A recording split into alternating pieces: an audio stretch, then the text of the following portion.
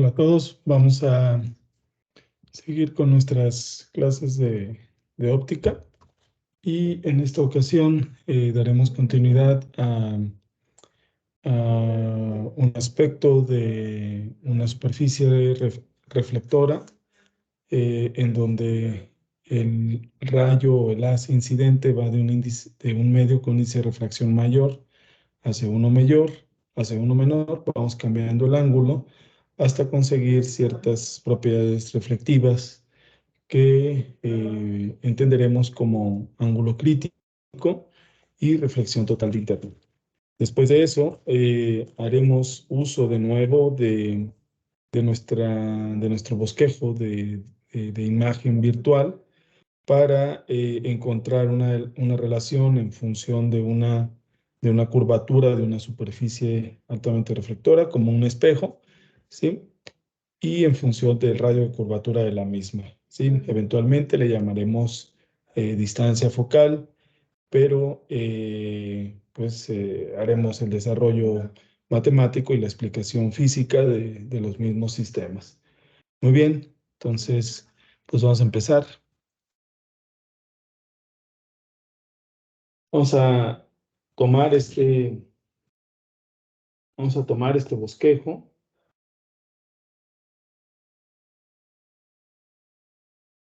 A ver, un momento. Les decía que el de este bosquejo, lo que vamos a hacer es disminuir, no, crecer teta 1, ¿sí? Crecer teta 1. Entonces, vamos a ir creciendo teta 1 de tal forma que teta 2 también va a ir creciendo, ¿sí? Eventualmente.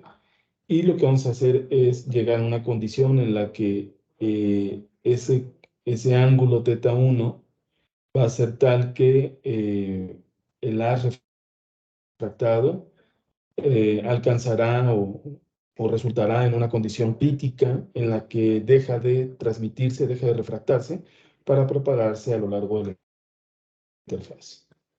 ¿Sí? Ya tengo, no tenía lápiz por ahí. Entonces,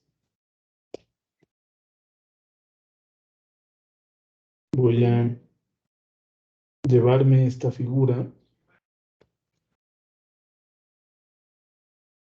para un...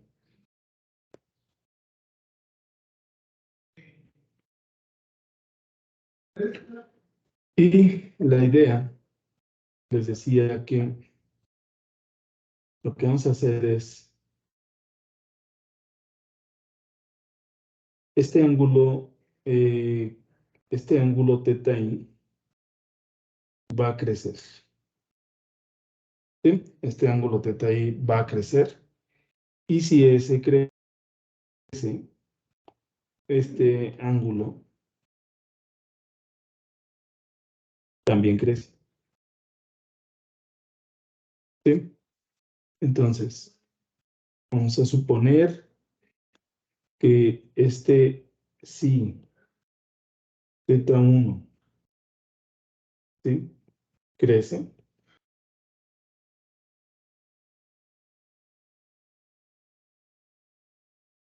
Por lo tanto, teta 2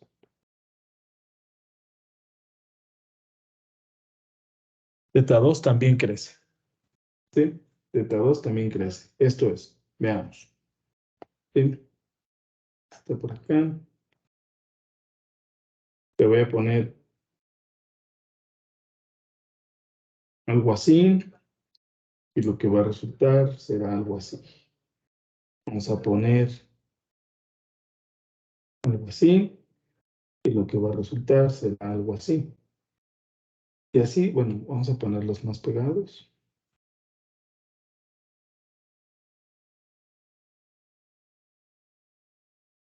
¿Sí? Uno más pegados. Va a llegar un momento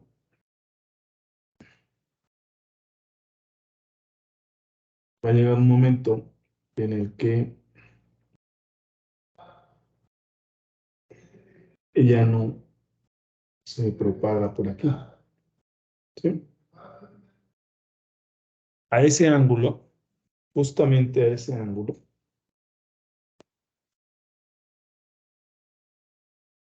este ángulo que está aquí, le vamos a llamar teta crítico. Cuando el rayo de luz proveniente de la fuente, ¿verdad? Crece, vean cómo sí está creciendo, crece, crece, crece, ¿sí? El haz refractado, ¿sí? Se hace más paralelo a la interfaz. Este de acá es la interfaz.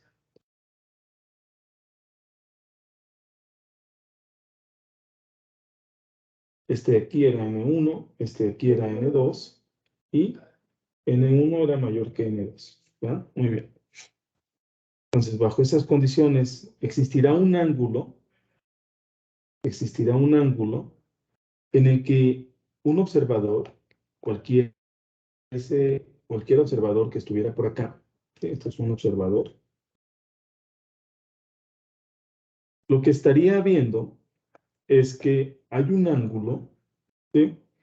En el que el haz refractado deja de refractarse o deja de transmitirse, ¿sí? Y a ese ángulo se le llama ángulo crítico. Y es una condición en la que el haz, ¿sí? Al llegar o al interaccionar con la interfaz, ¿verdad?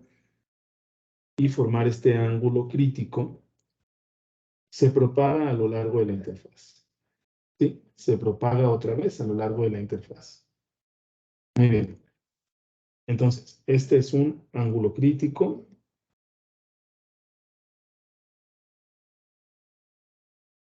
Este es un ángulo crítico. ¿Sí? Y entonces podemos definirlo como el ángulo en el que al momento del rayo interaccionar con la interfaz, el resultado será, ya no hay un haz refractado, este se propaga a lo largo de la interfaz. Muy bien. Por encima de ese ángulo crítico, inmediatamente después de ese ángulo crítico, por ejemplo, algo así, ¿ah? Poner este que esté aquí. De hecho, lo voy a poner de otro color. Vamos a poner verde. Por encima de este ángulo crítico, lo que vamos a tener es toda la luz o todo ese rayo se reflejará internamente, ¿sí? Se reflejará internamente, siendo este que está aquí, siendo este ángulo y este ángulo, teta 1 y teta 1. Vean cómo por encima del ángulo crítico, ligeramente mayor al ángulo crítico, lo que vamos a tener es que ahora vamos a dejar, no habrá haz refractado igual, pero tampoco habrá haz propagándose en la interfaz, ¿sí? Pero lo que sí habrá es un haz, un rayo, reflejándose totalmente en el medio incidente, en el medio por el cual incide, que nosotros lo hemos caracterizado con una propiedad óptica N1, donde N1 es mayor que N2. A esta propiedad en la que el haz se refleja totalmente por ese medio incidente, ¿sí? Se le llama reflexión total interna. A ver aquí, reflexión total interna, o RTI, reflexión total interna, o RTI. Muy bien. Entonces, existirá dos condiciones importantes al momento de mandar un rayo de luz, ¿verdad? Y con cierta inclinación teta 1 es nuestra inclinación incidente, llegar e interaccionar con una interfaz. Lo primero que haremos es lo primero que veremos es si un haz refractado, ¿verdad? No nos ha interesado cómo se refleja, nos ha interesado cómo se refracta, ¿sí? Pero también habrá un haz reflejado, pero eso no es el detalle ahorita, ¿sí? Al momento de seguir creciendo θ1, ¿sí? Este ángulo refractado pues va creciendo, el ángulo refractado va creciendo, el ángulo refractado va creciendo, hasta llegar a una condición de ángulo en la que el haz refractado ya no se observa por un observador, perdón, ya no se ve por un observador, ¿sí? Y este haz, ¿verdad? Se propaga a lo largo de la interfaz. A esa condición se le llama ángulo crítico. Por encima de ese ángulo crítico, habrá una condición en la que el haz se refleja totalmente, internamente, ¿sí? Por eso se le llama reflexión total interna. Y la reflexión total interna, ojo, la reflexión total interna es uno de los fenómenos ópticos, ¿verdad? Básicos, ¿sí? Es un fenómeno, ¿sí? Básico para el funcionamiento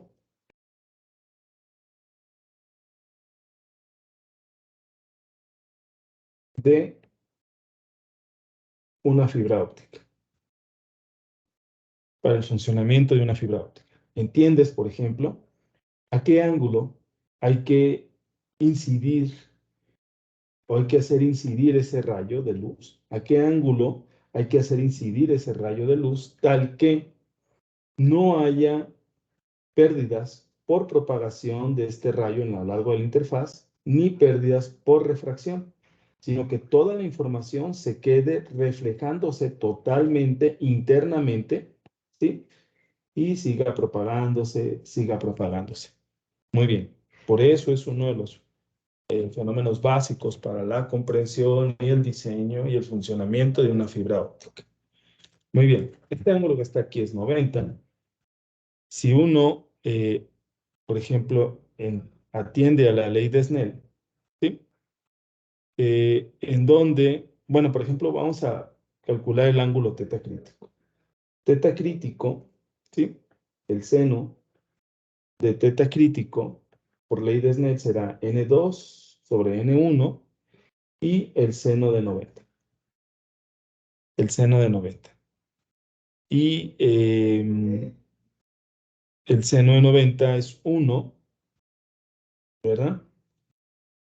Es 1, por lo tanto, teta crítico será el seno a la menos 1 de N2 sobre N1. Ahí está. Y vean cómo esta expresión simple, derivada obviamente de la ley de Snell y de la comprensión experimental a partir de una observación en el laboratorio, de hacer incidir un haz con dos medios, al cuales definimos como una interfaz. Uno de ellos es ópticamente transparente, ¿verdad? Y obviamente permite reflexión y refracción, ¿sí? Vean cómo de conocer simplemente los ángulos, perdón, los índices de refracción de los medios, por ejemplo, agua y aire, ¿sí? Puedo conocer el ángulo crítico, ¿verdad? Al cual se dará el fenómeno en el cual yo dejaré de tener luz transmitida o refractada, o por encima del cual yo debo trabajar para tener reflexión total interna, ¿sí? Este es una relación bastante poderosa en óptica porque obviamente el índice de refracción depende del lambda. El índice de refracción depende del lambda. Pero si yo conozco el color, la frecuencia del rayo, ¿verdad? O la frecuencia de la luz con la cual estoy trabajando, ¿sí? Y conozco uno de los índices de refracción, por ejemplo, N2 de los medios que conforman la interfaz, puedo hacer este experimento que les decía, ir variando teta incidente hasta encontrar la condición de teta crítico, ¿verdad? Conocer teta crítico experimentalmente, despejo y conocería el índice de refracción del medio que me falta por conocer. ¿sí? Es uno de los principios básicos con los cuales trabajan muchos equipos en un laboratorio de óptica sofisticado. ¿Sí? Muy bien. Entonces, esto puede ser una bonita práctica de laboratorio, ¿verdad? Obviamente, el índice de refracción depende de la longitud de onda. Si yo cambio el color, encontraré diferentes condiciones en las cuales se dará teta crítico. El índice de refracción, ¿sí? También bueno, el índice de refracción, veremos más adelante, tiene una parte real y una parte imaginaria, que también puede ser modulable a diferentes temperaturas. Entonces, al variar la temperatura, yo puedo modular este teta crítico también. ¿Sí? Muy bien, eso también puede ser una práctica muy bonita de laboratorio. Ok, entonces, eh, pues eso era un poco para cerrar este tema que está aquí. ¿Sí? ¿Qué pasa si vimos los dos casos? ¿Qué pasa si teta y tiende a cero? Entramos en una región a la que llamamos óptica paraxial. ¿Qué pasa si teta i aumenta? Entramos tendremos como resultado dos fenómenos importantes. Primero, teta crítico, ¿sí? Y luego, reflexión total interna. Muy bien, las dos eh, han sido bastante didácticas, las hemos comprendido bastante bien. Muy bien, ahora daremos un poco continuidad a la formación de imágenes, virtuales a partir de una superficie esférica, ¿sí? Considerando que esa superficie esférica es un espejo, ¿verdad? Muy bien. Entonces vamos a formar nuestro sistema y a este tema pues le vamos a llamar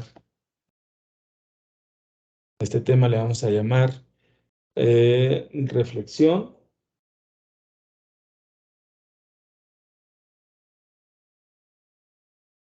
reflexión en una superficie esférica.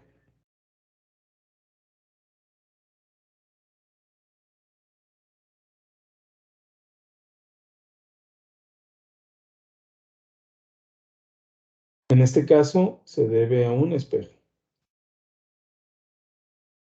específicamente. Muy bien. Pongan nuestro eje óptico, nuestra superficie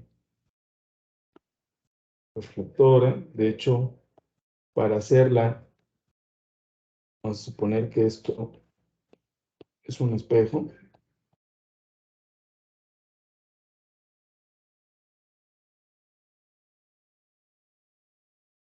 Suponer que esto es un espejo,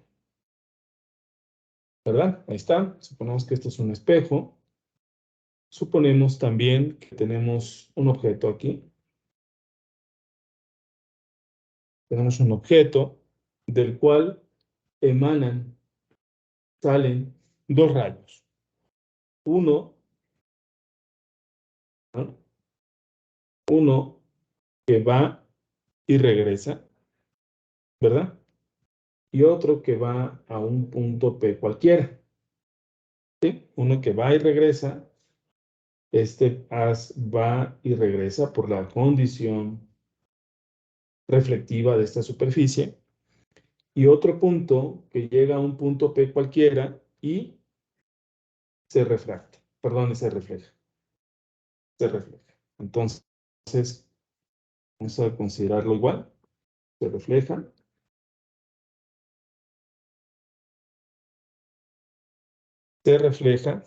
¿verdad?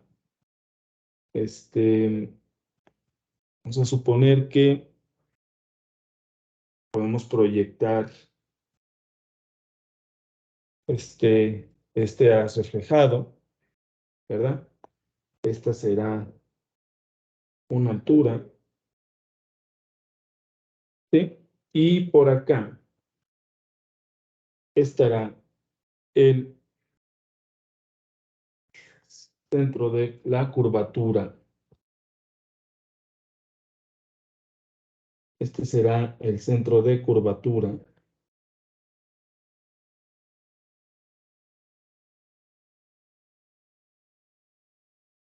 de esta superficie esférica altamente reflectora. Este centro de curvatura tiene un radio y esa proyección. Bueno, ¿qué más hay que considerar? Consideramos que emanan dos rayos. Este es el primero, que al interaccionar en este punto P se refleja. Este es otro,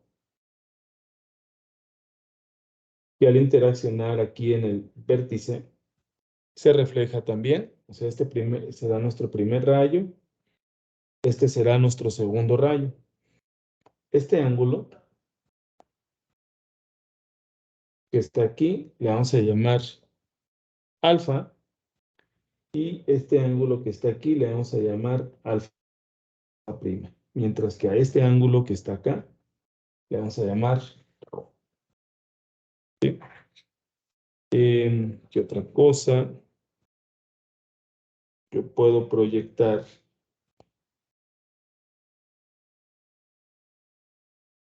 la cosa que está aquí y tener...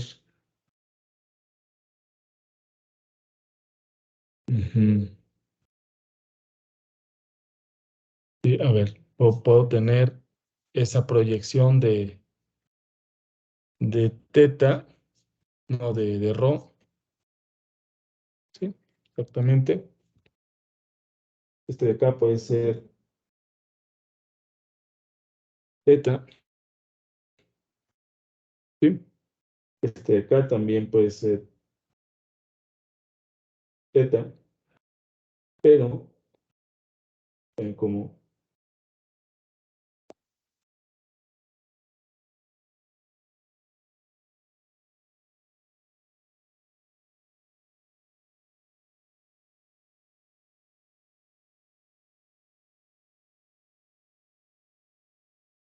pero entonces sería rho y alfa, ¿sí? Teta, vean cómo está conformado. Este de acá, vamos a ponerlo en azul. Este de aquí es rho, mientras que este de acá es alfa. Entonces teta va a ser alfa más rho. Nada más hay que considerarlo, ¿sí?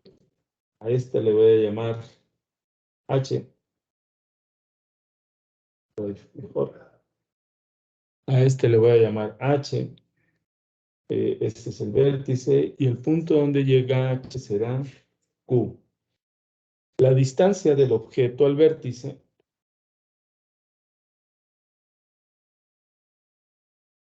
vamos a ponerlo más arriba,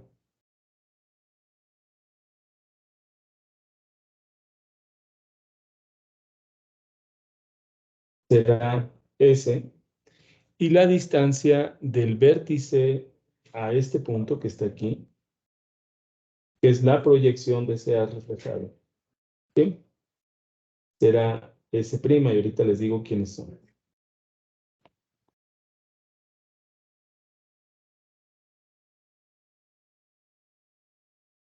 S' y S.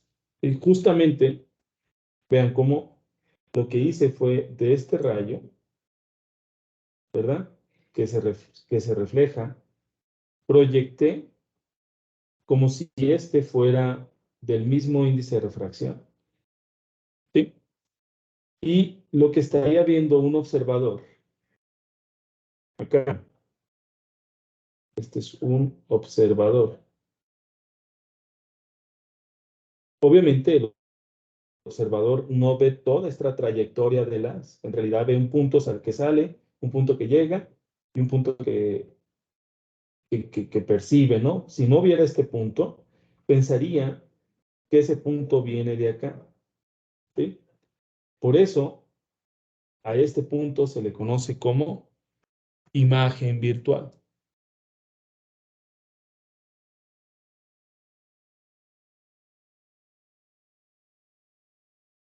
Les recuerdo que esta superficie es reflectora, es un espejo. ¿verdad? Y el observador no tiene información de esto, simplemente tiene información de que de este punto emana un, un rayo de luz y él pensaría que viene de este espejo. Y ahí justamente es la imagen virtual, porque de este rayo 2, si uno proyecta, aquí es en esta intersección, se da justamente la formación de esa imagen virtual. Muy bien, creo que tenemos todo. Este es el centro de curvatura, este es el radio de curvatura.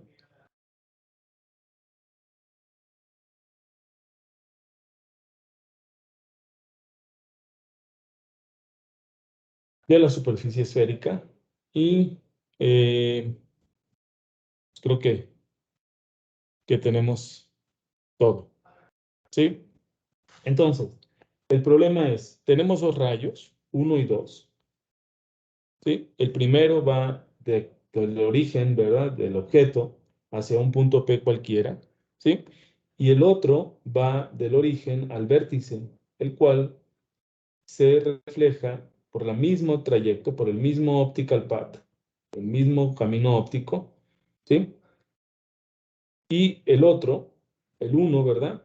Se refleja en el punto P, ¿sí? Y bueno, llegaría al observador de esta forma, ¿sí?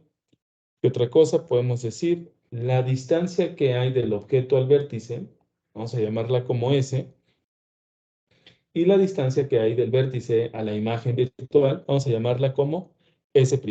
Entonces, S y S' serán las distancias objeto e imagen virtual respectivamente. H es la altura que va del punto P al punto Q, ¿sí? Y luego lo que haremos, ¿verdad? Es encontrar, así como hicimos la clase eh, pasada, ¿verdad?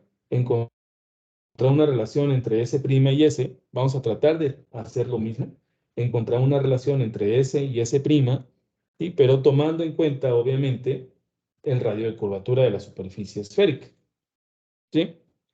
Entonces, la relación entre S y S', si nos damos cuenta por este planteamiento, la relación entre S y S', ¿verdad? Se dio meramente a partir de considerar los ángulos, ¿sí? Los ángulos. Y aparte para una condición paraxial, ¿sí? Entonces, deberíamos de tomar esa misma idea, ¿verdad? Y decir que podemos entonces encontrar esa relación a partir de una aproximación, a partir de una primera aproximación de los ángulos, ¿sí? O a partir de ciertas aproximaciones que definamos para los ángulos, ¿sí? Entonces, esas aproximaciones, pues las haremos, ¿verdad? ¿A partir de qué ángulos? Pues a partir de específicamente el ángulo ρ, ¿sí? Sea el seno de ρ y el coseno del mismo, ¿verdad? Y bueno, para poder, vamos a considerarlas como funciones, obviamente, ¿verdad? Y lo que vamos a hacer es expandir esas funciones. ¿Y por qué ρ? Porque justamente ρ está relacionado con la formación, ¿dónde está el objeto? Vean, está íntimamente relacionado por acá, ¿verdad? Aquí. ¿Y dónde está la imagen? Si esta fuera una curvatura diferente, este haz reflejado sería lo mismo y este haz sería diferente y esta proyección también sería diferente. Muy bien, entonces todo va a ser en función de eso y eso nos va a dar acceso a considerar el radio, ¿verdad?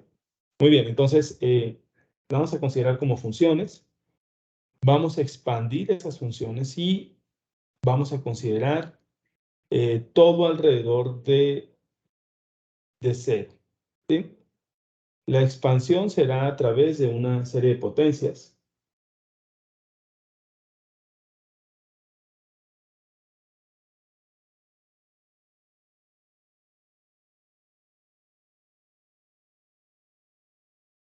La expansión será a través de serie de potencias, ¿sí? Y la idea es usar la expansión para calcular los valores aproximados de estas dos funciones y lo haremos por Taylor. Pero lo haremos por Taylor, ¿sí? Básicamente es la expansión por serie de potencias y la haremos por Taylor, que se llamaba Brock Taylor, ¿sí? Brock Taylor. Brock Taylor es un británico, un matemático, eh, y bueno, tuvo importantes contribuciones en el cálculo diferencial, ¿verdad? Y obviamente en estos aspectos geométricos, en el año yo creo que 1690, 1700, ¿sí? Y bueno, un caso particular de esta serie de Taylor sería la serie de Maclaurin, Colin Maclaurin,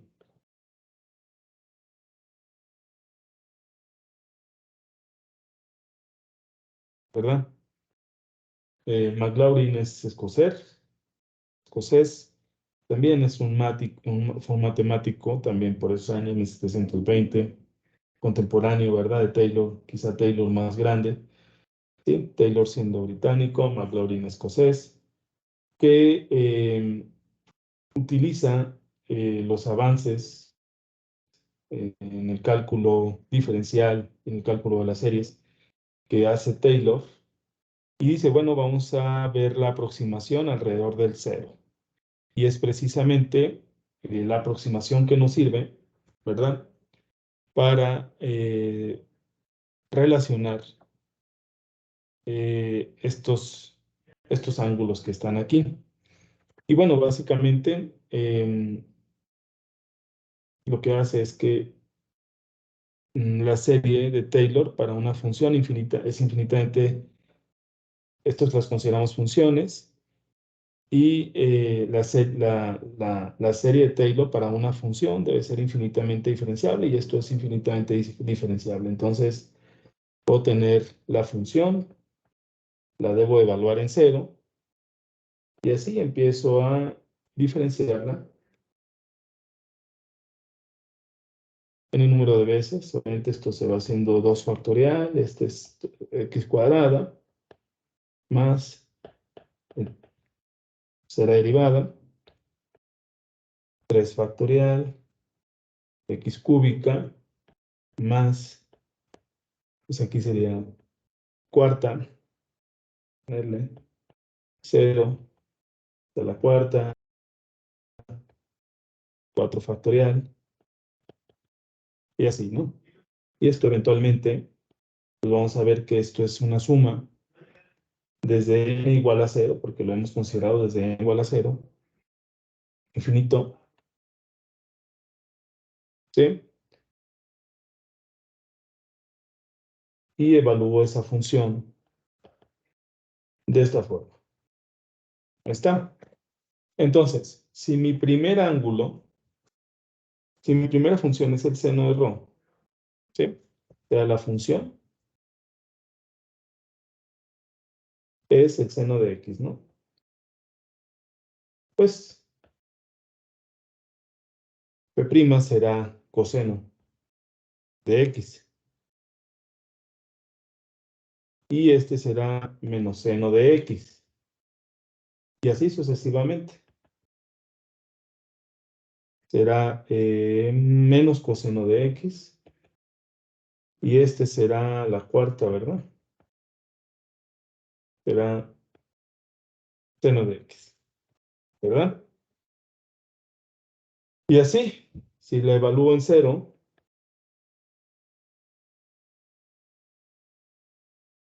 esto será cero. Si la evalúo en cero, esto será 1. Si la evalúo en cero, este será 0. ¿Este cuál es? La 3.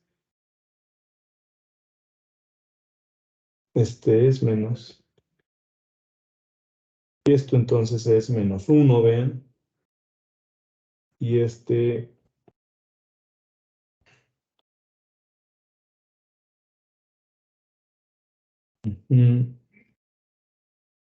0 de nuevo. 0 a la quinta.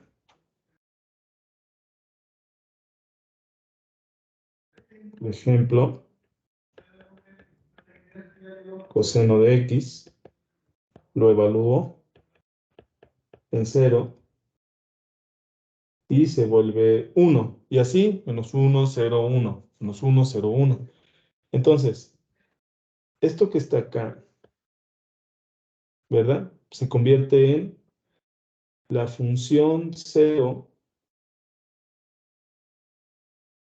¿Sí? Se vuelve 1x menos, vean cómo, a ver, no, la 0 es 0, la 1 es 1, ahí está 1x, la 2 es 0, la 3 es menos 1, entonces es menos 1, x cúbica, 3 factorial, más, luego sigue 0 y luego sigue 1, más 1, x quinta. ¿Sí? 5 factorial, más, y así, ¿no? Todas las potencias, ¿sí? Entonces, esto se vuelve, vean, se vuelve menos 1 a la n, y es 2n más 1, ¿sí? Menos 1n, 2n más 1, 2n más 1 factorial, para x a la 2n más 1. Entonces, por ejemplo, cuando n valga 1, cuando n valga 1, si cumple, ¿sí? Este va a valer menos, y esto va a valer 3, esto va a valer 3. Cuando n valga 2, ¿sí? Este se hace, a ver, 2 cuadrada, positivo, 5, sí, este se hace 5, 5. Ahí está. ¿Sí? Y así sucesivamente, así cumple. ¿Verdad? Entonces, básicamente, esto es igual a la sumatoria de eso que está ahí, ¿no? Muy bien, por lo tanto, esa función, el seno de ρ, podría ser interpretada como ρ, que es este que está acá, ¿verdad? Menos ρ al cubo sobre 3 factorial, más ρ a la quinta sobre 5 factorial, sobre 5 factorial. Muy bien. Y lo mismo puedo hacerlo para el coseno, ¿ya? Entonces, el coseno de ρ va a ser igual a 1 menos ρ cuadrada, 2 factorial, más la cuarta, 4 factorial, más, y así. Ahora, pues, obviamente el mismo procedimiento para la función, pero ahora vale coseno de ρ. ¿Sí? Entonces, en el caso en el que consideramos el primer término, en el caso en el que solo consideramos el primer término, ¿verdad? es en el caso en el que Rho, el ángulo, ¿verdad?, del centro de curvatura respecto al eje óptico, ¿sí?, es pequeño. Y sí, precisamente, un número elevado a una potencia, un número pequeño elevado a una potencia al cubo, a la quinta, al cuadrado, a la cuarta, etcétera, pues se hace más pequeño. Se va haciendo cada vez más pequeño, ¿sí? Entonces, todos estos componentes que definen la serie, ¿verdad? Todos estos componentes que definen la serie, pues son relativamente pequeños para el caso en el que Rho es pequeño, ¿sí? Entonces podemos suponer y podemos quedarnos para esa aproximación, ¿sí?, para el caso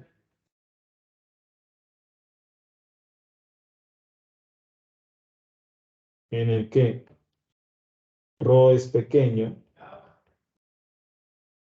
¿Y por qué es pequeño? Porque estamos considerando este caso, esta relación. Queremos esa relación entre S' y S.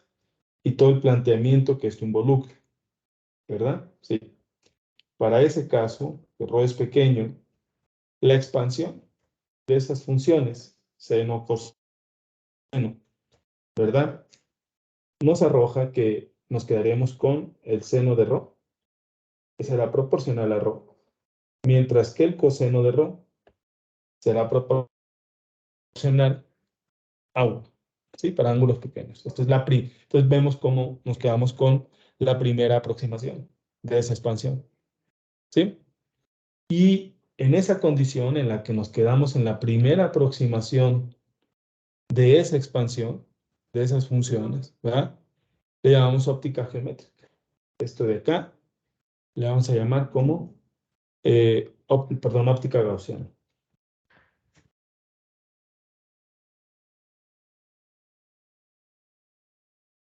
Óptica gaussiana. ¿Sí?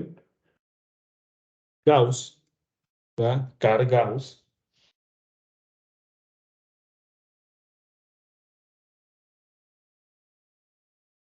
(1850 quizá), ¿verdad? Un físico brillante alemán, astrónomo también, que hizo enormes contribuciones a la física electromagnética, geometría diferencial, óptica geométrica y pues, en el número de contribuciones. La comunidad científica obviamente está ampliamente agradecida con estas contribuciones y muchos de sus desarrollos físicos, matemáticos, planteamientos han tenido importantes contribuciones tecnológicas, ¿sí?, y han dado solución a muchos cuestionamientos. Muy bien, Gauss. Ok, entonces nos quedamos con esa aproximación a la que llamamos óptica gaussiana, ¿sí? Óptica gaussiana la definimos en la óptica en la que consideramos la primera expansión, consideramos el primer término de una expansión de los ángulos, ¿verdad? Debido a que estamos considerando que Rho es pequeño y consideramos Rho es pequeño para poder relacionar la formación de la imagen virtual con el objeto. Muy bien, muy bien. Y obviamente estamos ligando a una óptica paraxial, la ligamos a una óptica gaussiana.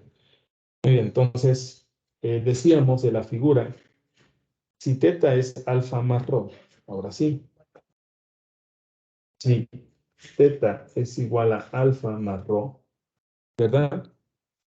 Yo puedo, y vean como aquí tenemos 2 teta, pues será 2 teta, será alfa más alfa prima, ¿sí? Y 2 teta es igual a alfa más alfa prima, ¿verdad? Pues yo puedo sustituir.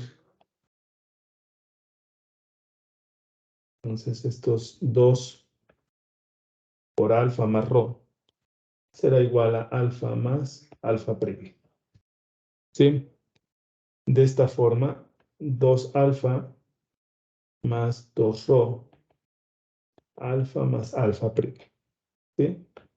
2 alfa es igual a alfa más alfa prima menos 2 alfa. Me queda menos alfa. Entonces 2 rho, perdón, es igual a menos alfa, ¿verdad? Más alfa prima. Se multiplico todo por menos 1, menos 2 veces rho es igual a alfa menos alfa prima. Voy a considerar esa relación. Y de acá, vean cómo ese alfa, mirar de acá, vean cómo este alfa es h, será h sobre s. ¿Sí? Este alfa es este sobre este s. Y alfa prima también es h, pero ahora sobre s prima. Y alfa prima es igual a h sobre s prima.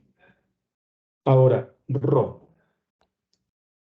Rho también es h, pero sobre r. ¿Sí? H sobre r. Rho, puedo ponerlo como h sobre r. Y ya lo tengo, ¿verdad? Entonces voy a agarrar estas relaciones.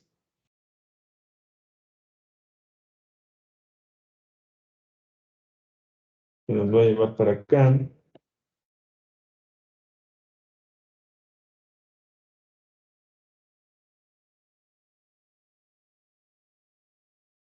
Entonces las voy a sustituir. Por lo tanto, ¿sí? Menos 2 rho es igual a alfa menos alfa prima. Fíjense, entonces sería menos 2 rho, sería h sobre r, es igual a alfa h sobre s menos alfa prima menos h sobre s prima. ¿Sí? Vamos a multiplicar a todo por 1 sobre h, que son los comunes, y tengo que es menos 2 sobre r, es igual a 1 sobre s menos 1 sobre s prima.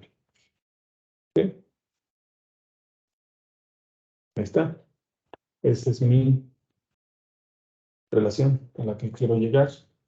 ¿Cómo se relaciona S y S' en función de la radiocurvatura de esa superficie esférica reflectora?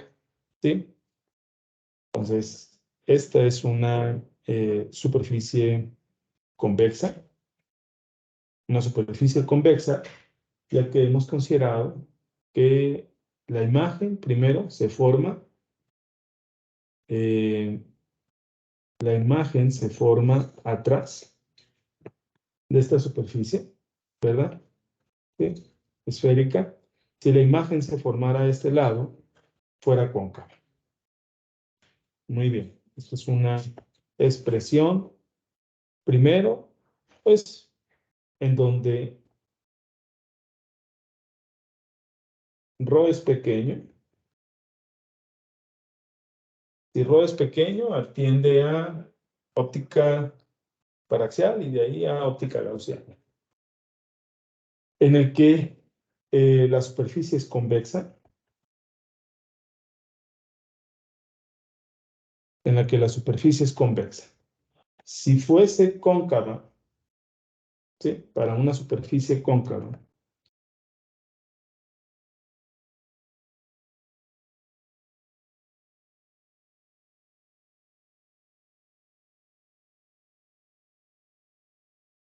para una superficie cóncava, reflectora,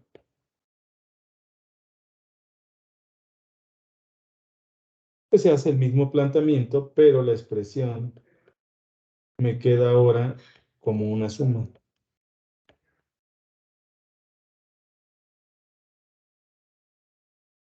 ¿Sí?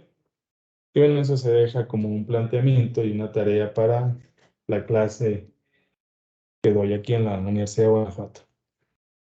Muy bien, entonces, puedo hacer varias conclusiones para ir cerrando. ¿Sí? Si asumimos que el rayo se propaga, vean, de izquierda a derecha, si asumimos que el rayo se propaga de izquierda a derecha, ¿sí? Estas ecuaciones deberían de ser las mismas, ¿verdad?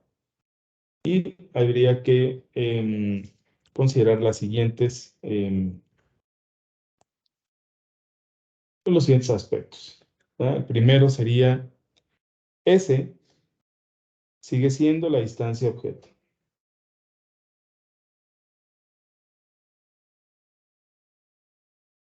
S sigue siendo la distancia objeto, será positiva, ¿sí? Y es positiva si ese objeto se encuentra a la izquierda del vértice, ¿sí? O se encuentra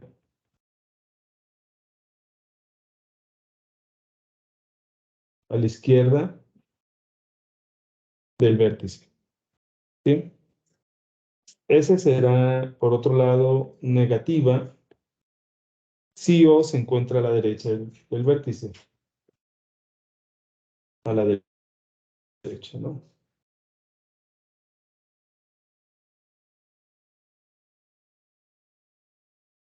Del vértice. Número 2, respecto a la imagen virtual. S' es la imagen virtual, ¿no?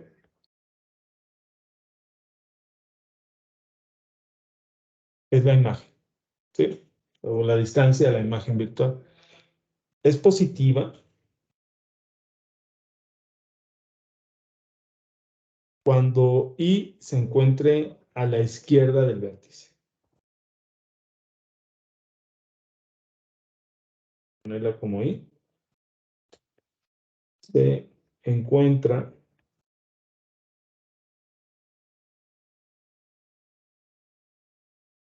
a la izquierda del vértice. Y aparte, si es positiva, se trata, de hecho voy a ponerle aquí una imagen nada más. Se trata de una imagen real.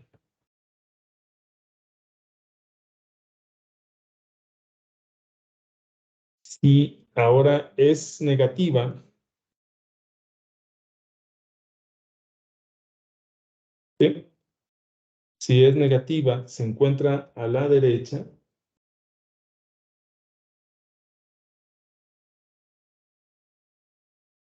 A la derecha de B. Y bueno, es una imagen, como ya la conocemos, virtual. Una imagen virtual. Y por último, ¿sí? El radio es el radio de curvatura, como ya sabemos. Es un radio de curvatura. Es positivo, ¿sí? Cuando es una superficie, como lo hemos visto, convexa. O sea, R a la derecha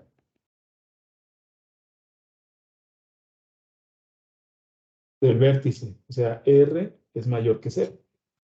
Será negativo si será una superficie cóncava. R a la izquierda del vértice menor que 0. ¿Verdad? Ahora, muy bien. Podemos llamar a menos 2 sobre R igual a F. Por lo tanto, ¿sí? Vean, ¿dónde está? Para una superficie cóncava, ¿sí? Para una superficie cóncava, 1 sobre S más 1 sobre S' es igual a menos 2 sobre R, y esto es igual a menos 2 sobre R. No, esto está mal. Esto sí le voy a llamar menos, entonces sería 1 sobre F. ¿Sí? Por lo tanto, 1 sobre F es distancia objeto, 1 sobre distancia objeto, sobre 1 sobre la distancia imagen, ¿verdad? para una superficie cóncava. Una superficie cóncava, ¿sí? R es menor que cero, ¿sí? Muy bien, por lo tanto, F, que es menos R medios, así lo hemos definido, será mayor que cero para un espejo cóncavo, para un espejo cóncavo, y menor que cero para un espejo convexo.